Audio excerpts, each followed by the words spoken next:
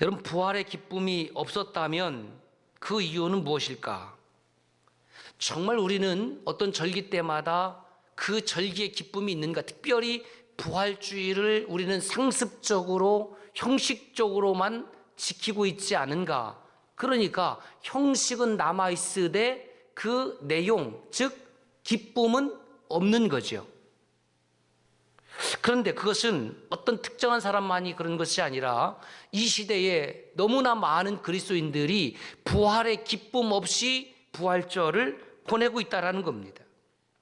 그래서 부활을 전하는 자나 듣는 자나 그 부활의 기쁨은 간직하지 못하고 오직 부활의 의미, 부활의 삶만을 소리 높여 외치지만 저는 그것은 공허한 소리에 불과하다는 거예요.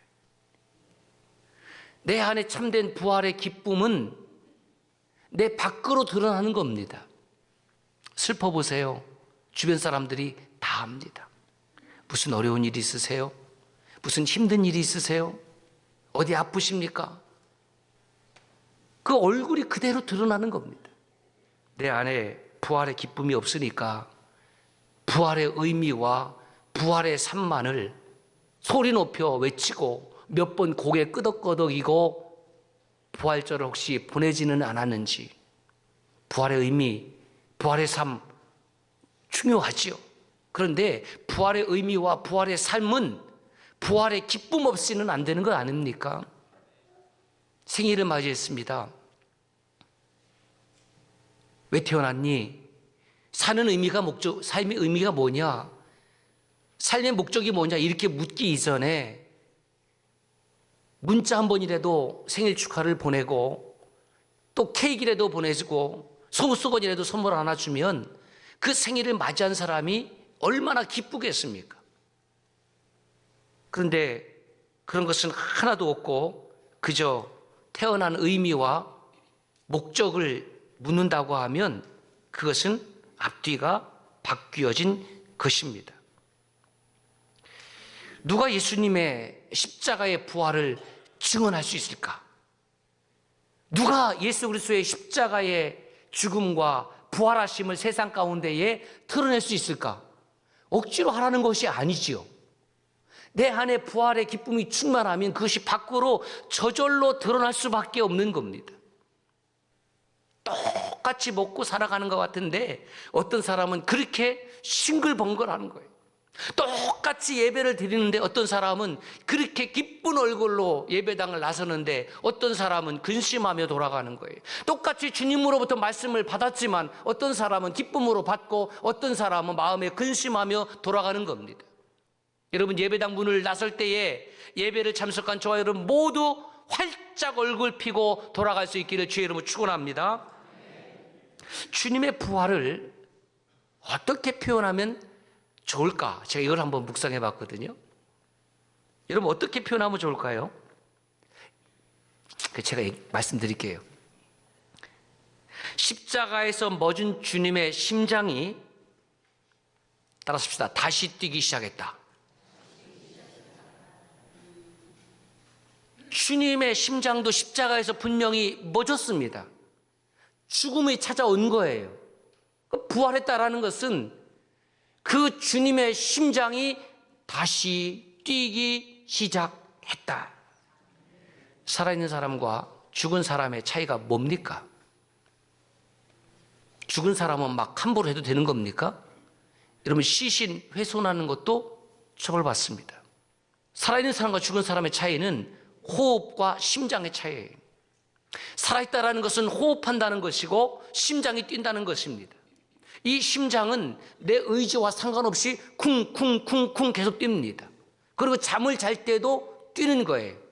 그런데 죽은 사람은 호흡이 없습니다. 죽은 사람은 심장이 멎었습니다. 그래서 살아있는 사람과 죽은 사람은 그 부르는 용어가 다릅니다. 죽은 사람은 시신, 시체, 송장, 망자, 고인, 이게 죽은 사람을 호칭하는 거예요. 어떠한 호칭이 되었든지 죽은 사람은 말이 없고 호흡이 없고 심장이 없습니다. 그러나 살아있는 사람은 호흡이 있고 심장이 뛰는 거예요.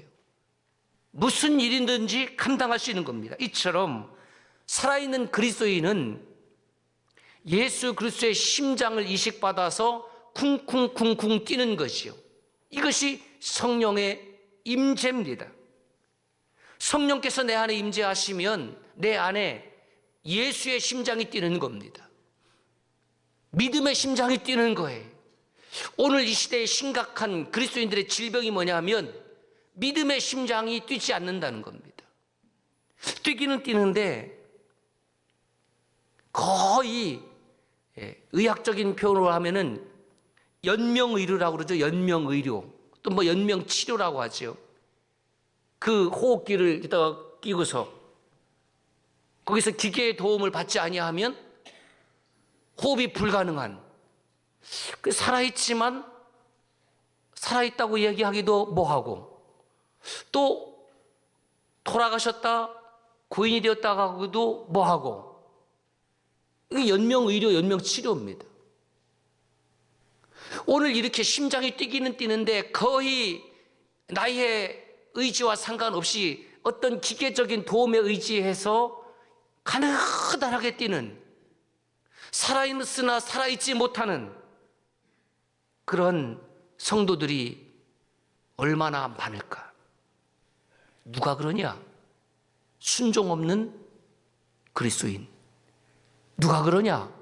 헌신 없는 그리스도인. 그래서 살아있는 예수의 심장을 가진 성도들은 그리스도의 몸된 교회 공동체에서, 가정에서, 사회에서 내가 쓰임받는 것으로 기뻐하고 행복한 거예요. 그런데 연명 의료 행위를 하고 있는 사람은 쓰임받는 것도 싫어합니다. 헌신하는 것도 싫어합니다. 순종하는 것도 싫어합니다. 누가 불쌍한 사람이냐? 바로 그런 사람이, 그런 성도가 참으로 하나님 보시기에 불쌍한 사람입니다. 사랑하는 형제 자매 여러분, 부활신앙이라는 것이 도대체 무엇입니까? 부활신앙이라는 것은 내 심장 속에 예수 그리스도의 부활의 심장이 이식되어서 예수님을 자랑하고 증언하고 동행하고 세상을 이기는 거예요. 그래서 부활신앙을 가진 사람을 어떻게 비유하면 좋을까? 여러분, 수영선수가 수영장에 가면 뭐예요? 그게 물 만난 거예요. 생선은 물을 떠나면 죽는 겁니다. 그렇죠? 근데 이 어류가, 이 생선이 아직 숨이 있는데 물속에 집어넣어 보세요. 팔딱팔딱거리고 그 물 만난 거죠. 부활의 신앙을 가진 그리스도인들은 바로 이런 사람을 말하는 거예요. 예수 없이는 세상을 살아가는데 뒤뚱뒤뚱하고 속도도 내지 못하고 너무너무 어려운데, 예수 그리스도 안에 있으면, 예수의 믿음이 내 안에 오면, 부활신앙이 내 안에 오면, 부활하신 예수가 나와 함께하면 우리는 세상에서 시속 40km, 50km, 60km 힘차게 전진하고 승리의 삶을 살 줄로 믿습니다. 그게 부활신앙이에요. 우리 모두 예배를 통해서 하나님께 영광 돌립니다. 그런데 이 예배는 끊임없이 반복하지만 나를 다시 복음으로 전도하는 시간입니다. 그 복음의 핵심이 뭐냐면 예수 그리스도의 십자가와 부활입니다. 십자가와 부활을 잃어버린 복음은 복음이 아니에요. 아무리 재미있는 설교를 한다 할지라도 십자가가 빠지고 부활이 빠진 설교에는 구원이 없습니다. 예수 그리스도의 십자가와 부활, 그것으로 오늘 또 나를 전도하는 시간이 예배 시간이, 그리고 내 안에 부활의 기쁨으로 다시 충만하게 되는 시간, 하늘의 기쁨으로 다시 충전받는 시간이 저는 예배라고 믿습니다. 아시아입니다. 아직 시간이 있고 아직 기회가 여러분들에게 있는데 그것이 언제까지 지속되지는 않습니다. 그러므로 아직 시간이 있고 아직 기회가 있을 때에 여러분 부활하신 예수 그리스도의 기쁨으로 충만해지기를 주의 이름으로 축복합니다. 오늘 이 예배를 통해서 잃었던 기쁨을 다시 회복할 수 있기를 주의 이름으로 축원합니다. 예수님의 십자가 사건 이후에 안식일이 끝났습니다. 마치자마자 주일 새벽이죠. 여인들이 예수님의 무덤을 향해 달려갑니다. 향품을 가지고. 그 무덤은 돌로 막혀 있는데 도대체 여인들이 가서 어떻게 그 문을 열 수 있다는 말입니까? 무덤을 지키는 로마 병정들이 비켜주겠습니까? 그렇게 이성적으로 생각했으면은 이 여인들이 향품을 가지고 예수님의 무덤으로 달려갈 리가 만무하지요. 그런데 주님을 향한 사랑은 주님께서 살아계셨을 때도 뜨거웠지만은 십자가를 지고 무덤 속에 있을 때에도 이 여제자들의 그 사랑과 믿음은 식어지지 않았다라는 겁니다. 너무너무 사랑하기 때문에 어떻게 문이 열릴지는 모르겠고 그 향품을 준비해서 무덤에 달려갔더니 무덤은 열려져 있고 그 무덤에 있던 두 천사가 여기 계시지 않는다. 주님은 부활하셨다. 그리고 제자들에게 일러서 너희들보다 먼저 갈릴리로 갈 테니까 거기서 만날 것이다 라고 전하라고 얘기를 해줍니다. 그것이 마태복음 28장 7절과 마가복음 16장 7절에 나오는 말씀입니다. 자, 그런데 이렇게 천사가 갈릴리로 가라는 말씀 이전에 이 말씀을 누가 했느냐? 바로 목요일 밤에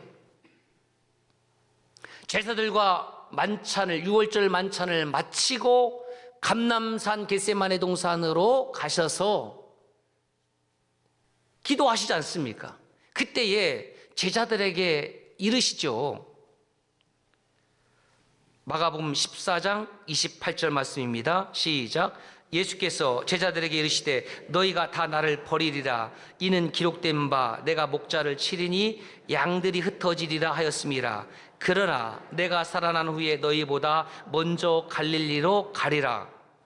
예수님이 너희들이 다 나를 버리리라 그랬더니 이 말씀이 제자들에게 다 들린 거예요. 아, 우리가 버린다고요? 천만에요. 베드로가 또 먼저 앞장서지 않습니까? 마가복음 14장 29절에 다 버릴지라도 나는 그리하지 않겠나이다. 무슨 말씀이세요? 주님, 여기 제자들이 다 버려도요 나는 안 버립니다. 그런데 이 주님의 말씀 가운데 무엇을 하나 놓쳤냐면 뒤에 나오는 말씀이죠. 그러나 내가 살아난 후에 너희보다 먼저 갈릴리로 가리라. 이 말씀을 못 들은 거예요. 왜? 이 말씀에 대한 반응이 없습니다.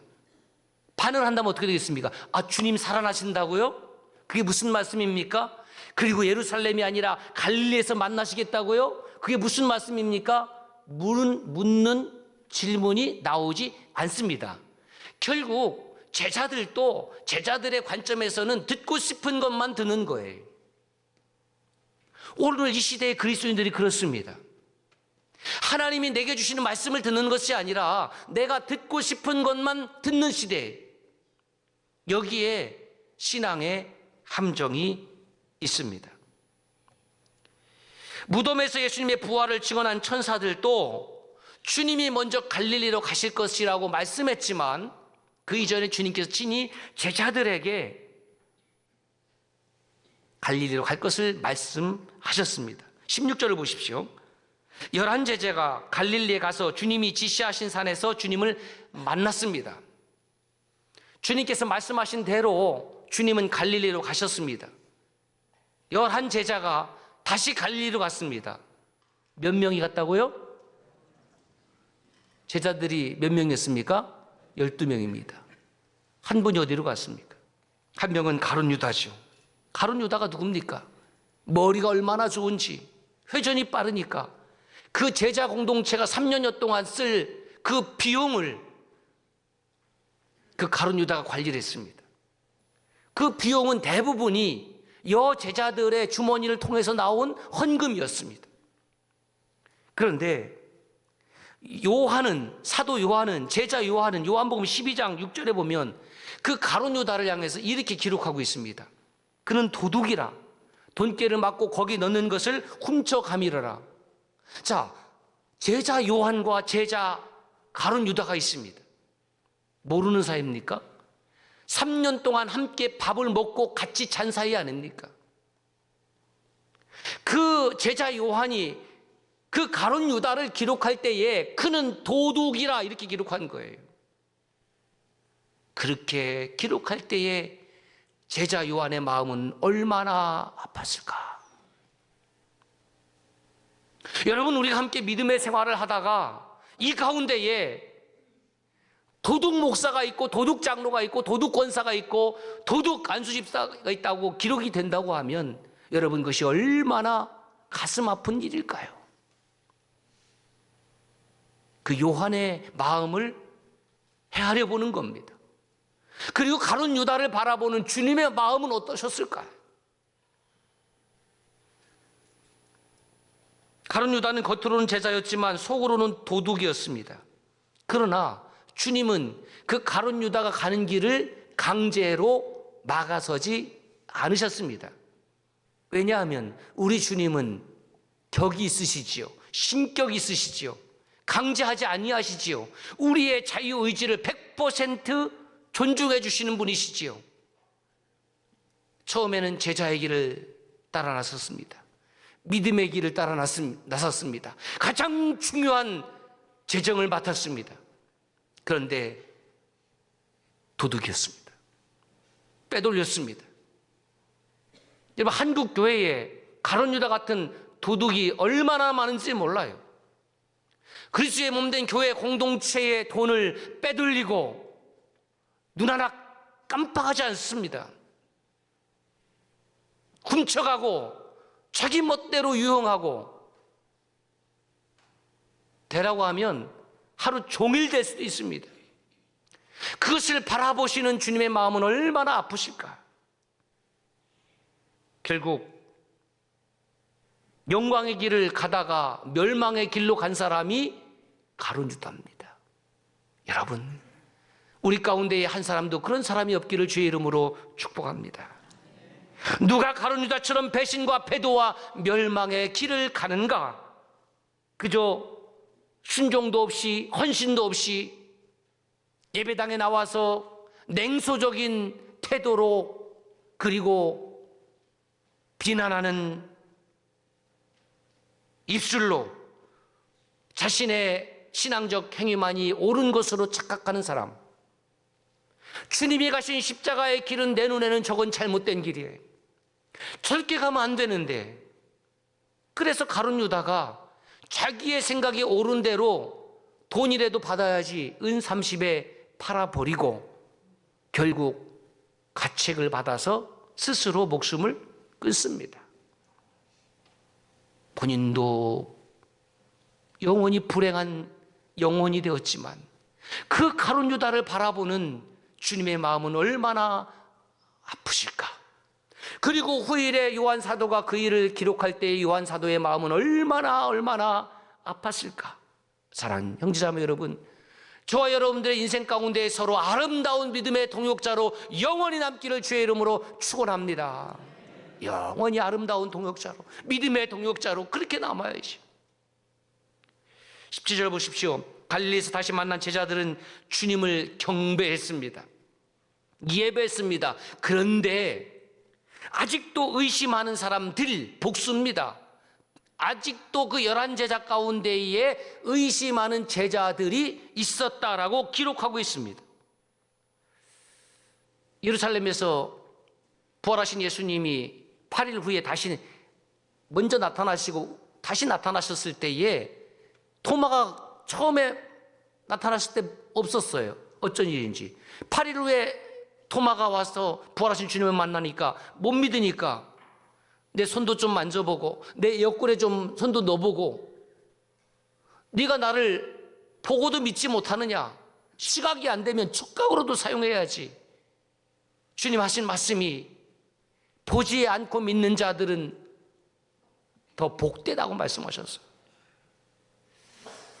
가룟 유다가 거기에서 아직도 의심을 가졌는지는 모르겠습니다만은 복수의 제자들이 여전히 부활하신 주님을 의심스러운 눈초리로 보면서 경배했다라는 겁니다. 그러면 왜 눈으로 보고 있음에도 불구하고 부활하신 주님을 의심으로 바라보았을까? 왜? 뭐가 못마땅했을까? 그것은 제자들이 그 예루살렘에서 예수님의 십자가의 죽음을 경험했기 때문에 그렇습니다. 그 십자가는 무시무시한 사형이었잖아요. 차마 눈뜨고 볼 수 없는 십자가형을 제자들이 경험하면서 그 마음속에 두려움이 가득한 거예요. 아, 그렇게 깨달았어요. 내 안에 두려움이 가득한 사람은 여전히 의심으로 살 수밖에 없구나. 여러분 보세요. 3년여 동안 주님과 제자들이 동행하면서 말씀을 들었습니다. 천국 복음을 들었습니다. 기적 행하는 것을 보았습니다. 병 고치는 것도 보았습니다. 귀신 쫓아내는 것도 다 경험했습니다. 오병이어의 기적도 다 경험했습니다. 그때 얼마나 할렐루야 하고 춤을 췄겠습니까? 그런데 죽음을 경험하니까 그 3년 동안 받았던 은혜가 다 송두리째 다 사라져버리고 먹구름이 끼는 거예요. 그리고 그 제자들은 예수님의 그 십자가 죽음 앞에서 주님을 향한 그 뜨거웠던 사랑의 심장이 스톱, 멈춘 거예요. 여기까지. 제자들의 그 사랑의 심장이 멈추었어요. 그러니 여전히 의심할 수밖에 없는 겁니다. 여러분, 우리도 그래요. 믿음 생활하면 모든 것이 만사형통합니까? 질병이 찾아오지 않습니까? 사업에 어려움이 없습니까? 무조건 다 잘 되는 겁니까? 자녀들도 다 잘 됩니까? 그렇지 않습니다. 예수의 믿음이 필요한 것은 어떤 인생의 장애물이 있다 할지라도 그것을 뛰어넘고 정복하는 거예요. 참된 기도는 하나님 제 인생 가운데 어떤 장애물이 없게 해주십시오라고 기도하는 것이 아니고, 진짜 기도는 어떠한 장애물이 어떤 어려움이 있어도 주님 주신 믿음으로 이기게 하옵소서, 이 기도예요. 부활 후 갈릴리에서 제자들과 만났습니다. 그런데 그 만남은 제자들이 요청한 것이 아니잖아요. 주님이 요청했습니다. 주님이 부르셨습니다. 그 갈릴리에서 다시 부활하신 주님을 만났을 때의 제자들의 마음은 어땠을까? 긴장도 되고 쑥스럽기도 하고 미안하기도 하고. 왜? 십자가 앞에서 다 주랭랑치고 도망갔으니까. 19절 20절 말씀 보면 부활하신 주님은 제자들에게 세상으로 가서 모든 족속을 제자 삼고 아버지와 아들과 성령의 이름으로 세례를 주고 내가 너에게 분부한 모든 것을 가르쳐 지키게 하라고 사명을 주셨습니다. 당부하신 거죠. 자, 그런데 이런 당부라고 한다면 이런 당부는 예루살렘에서도 얼마든지 하실 수 있지 않습니까?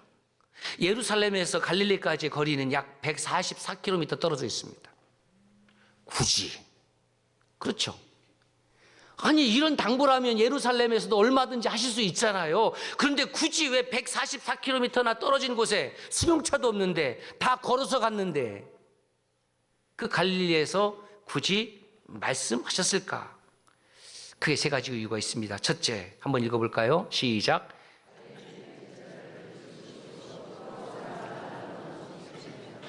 갈릴리는 처음 제자들이 예수님을 만난 곳이잖아요. 그리고 그 강력한 사명으로 부르심에 감동되어서 하나님의 영에 이끌려서 생업도 내어버려 두고 주님을 쫓았던 곳이 갈릴리였습니다. 두 번째, 시작.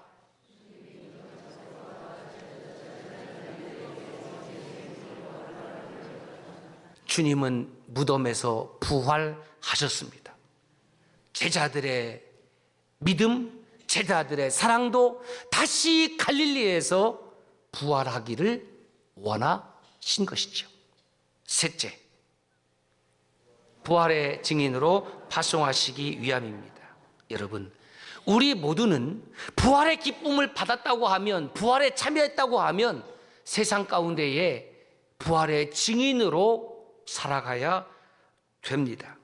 제자들 모두 자기의 지성과 자기의 경험을 가지고 주님을 따랐을 때는 3년이 아니라 30년을 따랐어도 실패할 수밖에 없습니다. 평생 교회를 다녔어도 내 지성과 내 경험으로 다녔다고 하면 부활의 기쁨 없습니다. 부활의 증인 못 됩니다. 그냥 자기의 오래된 습관을 만족시키기 위한 종교적 행위를 하고 있을 뿐입니다. 시간이 흐르면 우리의 믿음도 형식화됩니다. 하나님이 보시는 믿음이 아니라 사람들이 나를 어떻게 바라볼까, 그것에 더 집중합니다.